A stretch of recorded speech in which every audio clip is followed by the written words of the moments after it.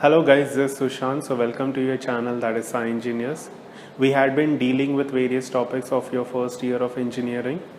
We had already uploaded some of the videos for your basic electrical engineering and applied mathematics.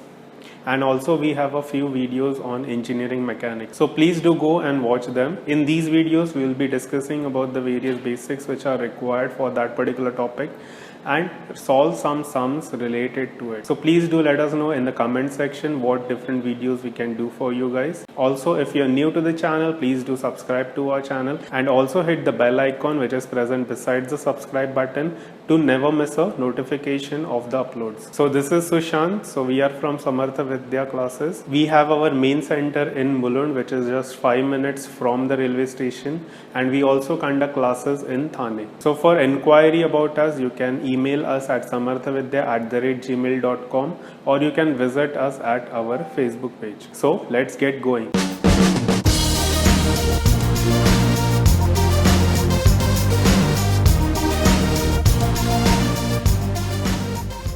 So in this video we are going to discuss about the topic which is called as roots of complex number. So first of all, you should understand about the basics of roots. So roots are nothing but the values of a variable for which a particular equation is satisfied. So if in a particular equation a maximum degree of the variable is going to be n, then there should be n roots of that particular equation. So also in this case we are going to use that understanding, that is, if my degree of the equation is going to be n, then I have to find the n roots of that equation. So that is why when you coming to find the root of this particular complex number, wherein my cos theta plus I sin theta is a complex number and I am finding the nth root of that particular equation. So that will be given by this particular equation, which is my cos of 2 pi k plus theta by n and I sin 2 pi k plus theta by n, wherein my k is having the value 0, 1, 2 and n minus 1.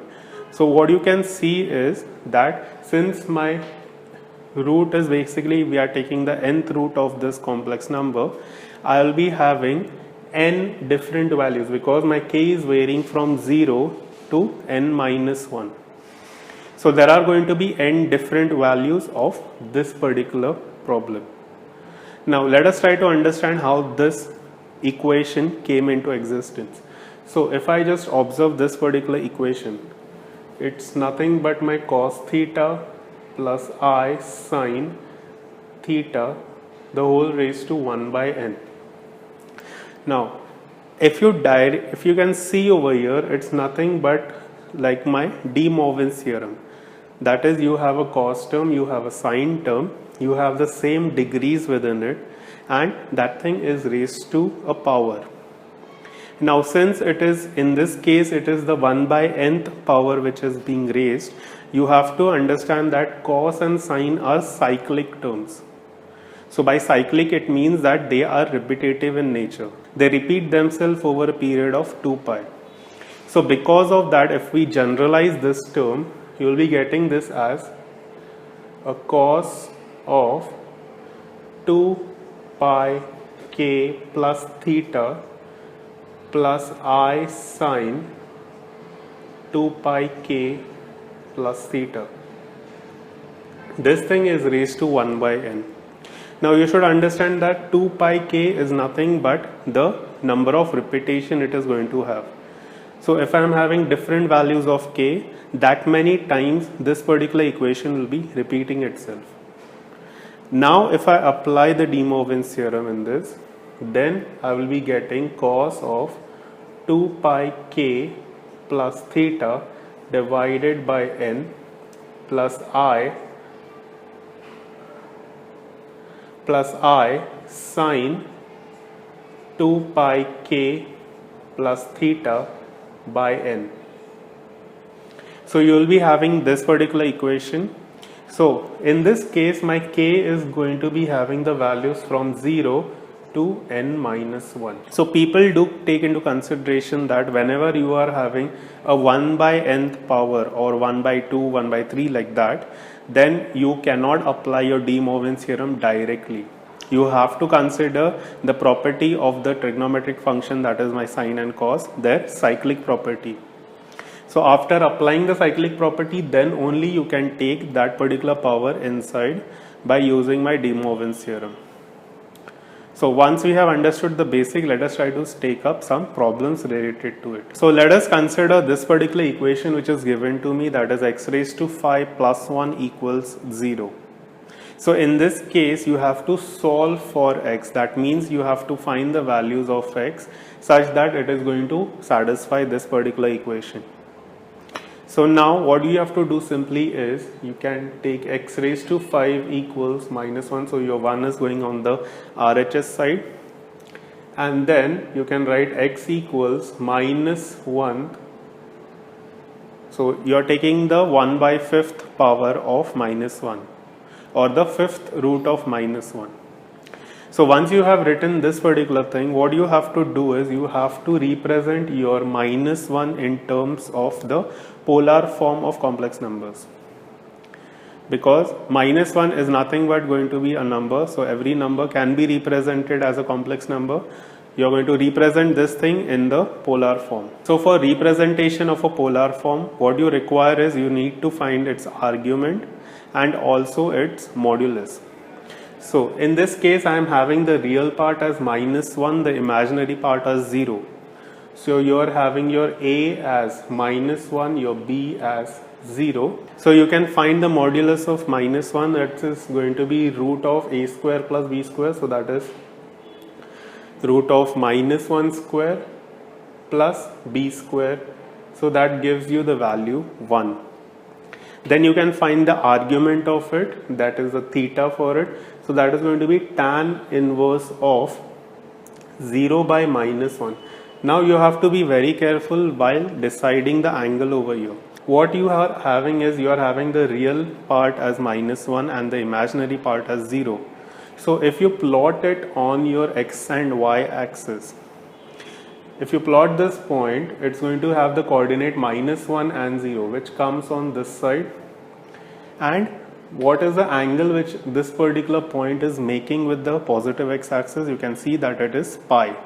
So that is why your argument over here should be pi and not 0. So once you have decided the argument and modulus, then let us go ahead with it. So you have found your modulus and argument. So let us write it in that polar form. So you will be getting this as, since the modulus was 1, so no need to write that thing. So it's going to be cos pi plus I sin pi. This thing is raised to 1 by 5. Now what you have to do is you have to apply your cyclic property of the sine and cos. So that is going to be cos of 2 pi k plus pi plus I sine 2 pi k plus pi. This is raised to 1 by 5. Now you will be applying your De Morgan's theorem. So basically this phi can be written as division by 5 over here in the angle. Now what you can simplify it as, this is going to be cos of 2k plus 1 by phi into pi plus I sine 2k plus 1 by phi pi. And you will be writing your values of k, that is going to be 0, 1 and till 4, because you have to write till n minus 1, and in this case n is going to be 5. So that is why from 0 to 4 you will be getting basically 5 roots for it. Now what you can do is you can substitute the values of k and find the roots. So for k equals 0, if you substitute in this, you will be getting your x0 as, this is going to be cos of phi pi plus I sine phi pi, phi by pi. Next x1, that is for k equals 1, you will be getting this thing as cos of 3 pi by phi plus I sine 3 pi by phi. Then similarly you can find for x2. For x2 what you will be getting is, you will be getting this as cos of phi pi by phi, that is going to be pi, plus I sine phi pi by phi, that is pi.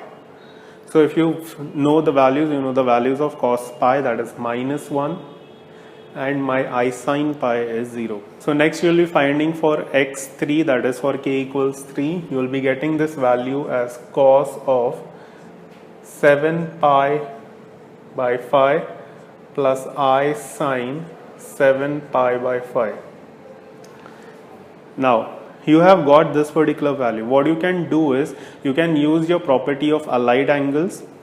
So this can be written as my cos of 2 pi minus 3 pi by phi plus I sine 2 pi minus 3 pi by phi. And you know that cos of 2 pi minus theta is cos theta.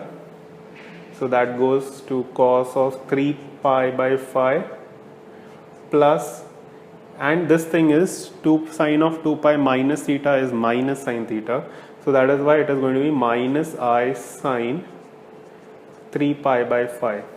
So what you can see is this two are basically complex conjugate to each other. So for x4, that is for k equals 4, you will be getting the value as cos of 9 pi by phi and plus I sine 9 pi by phi. This again you can use your allied angle property.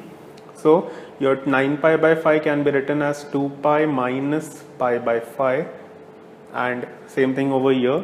So your cos of 2 pi minus theta is cos theta.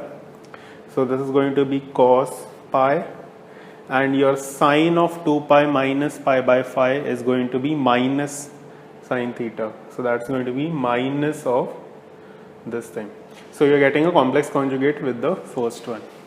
So this is how you find the roots of a complex number. So guys, that's all for today. In this particular lecture you understood how to find the roots of a complex number. So once your basics are quite clear, then the solving part becomes quite easy. So do let us know in the comment section what more videos we can do for you guys. Also, we would like to remind you guys that we are from Samartha Vidya classes, and we do take lectures for BE, BTech and diploma level students. We also take for the 11th and 12th PCMB groups, and also we conduct classes for the engineering entrances. So for enquiry you can visit our Facebook page, or you can email us at samarthavidya@gmail.com. Also, our classes are based in Mulund, but we also take classes in Thane. So for enquiry you can just contact us. The link for the Facebook page and also the email address is given in the description below, so you can just go there. So that's all for today. So keep learning, keep watching, and happy learning. Bye.